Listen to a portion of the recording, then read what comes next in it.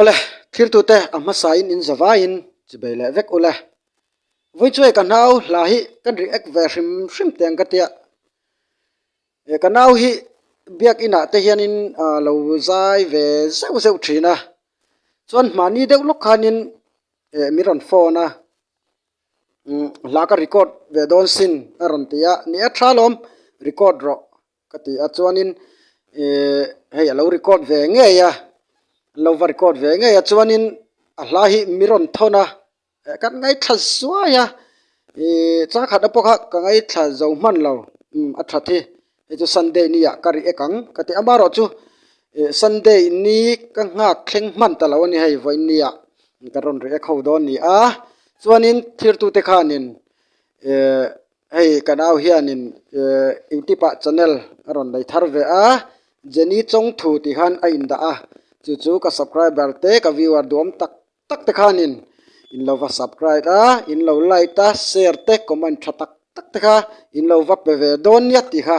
e karon soidu ani tuna a hla hi ka lo ngai thang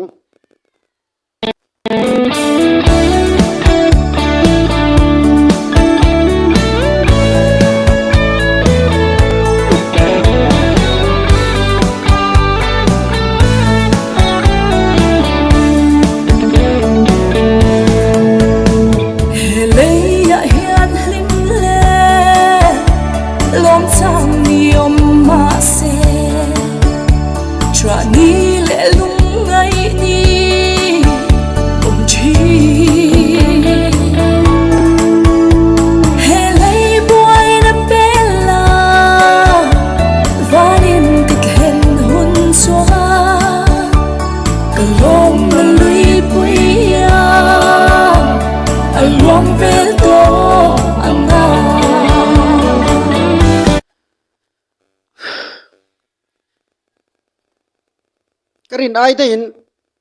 a o hi a lo tha ka ti kong le lama hei etianga studio vela avar ko nei ka voi khat ngai thla na ve thau ni ap ti lawa chon nei biakina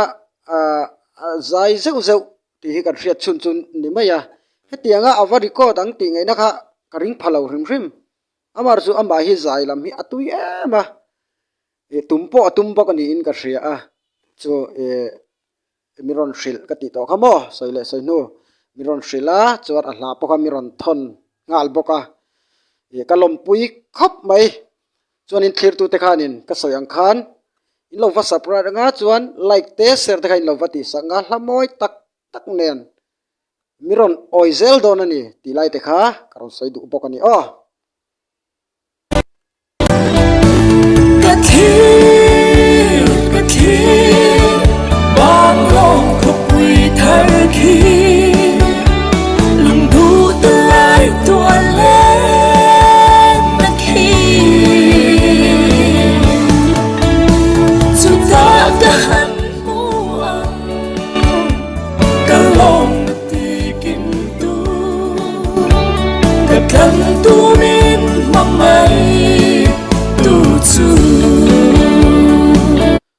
ka soile du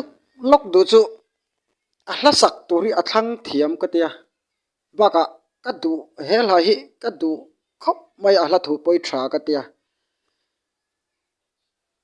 chu vai thlir tu te khanin aron cover thiamem azai themem ti comment section lama khan ron soi tau thir chhozel phateng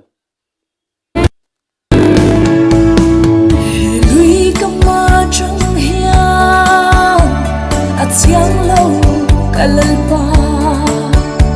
khopui thara chiang to a ro pui don mange ka siat kin ve ni tu ka shin mi an ka hia a shil chuak thia no ve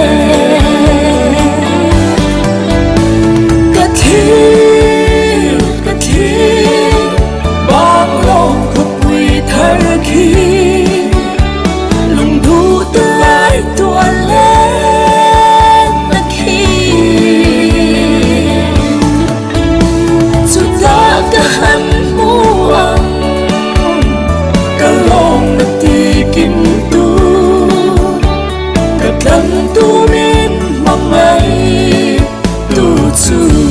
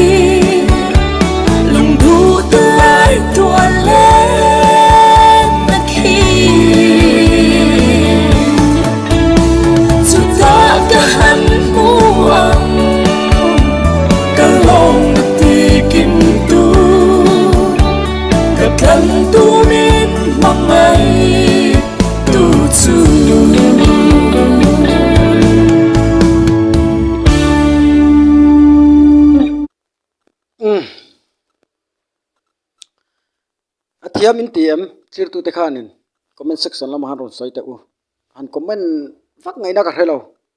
clear tu te kut han kain hata chuan ka soi to ang khanin hei channel thar asiama subscriber po asiam na la rei lova tlem bak alani lova chuanin thanem in lo wanga isakanga in lo sapanga in lo share sakanga comment te thatak tak atran lak azel tura te in lo wa fui turin karon som chewa chuan la thatak tak nen miron la oi zel don ani ti lai te ha karon soidu ani o ola thlir tu te zawain mang thale phot ula